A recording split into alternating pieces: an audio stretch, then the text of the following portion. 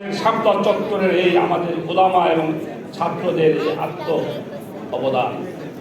প্রিয় ভাইয়েরা, আমি আজকে এই সমাবেশ থেকে অনুরোধ করব, আমাদের স্কুল কলেজ মাদ্রাসার পাঠ্যসূচিতে শাপলা চত্বরের শাপলা শহীদদের বিষয় যেন সিলেবাস অন্তর্ভুক্ত করা হয়।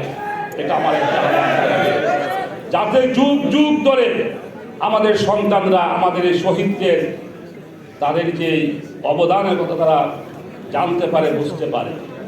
দ্বিতীয় বিষয় হলো, বর্তমান সরকারকে বলতে চাই, আপনারা সেদিন ভুল করেছিলেন, কিন্তু আজকে এই শাপলার শহীদদের বিচারের দাবি আজকে জনগণের সকলের মুখে।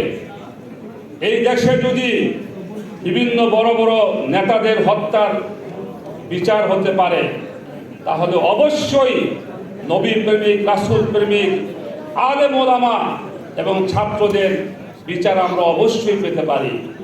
তাই আমি সরকারকে অনুরোধ করব, অবিলম্বে শাপলার গণহত্যাকারীদের বিচার এদেশের জনগণ দেখতে চায়। আমি এই আহ্বান রেখে আমার বক্তব্য শেষ করছি।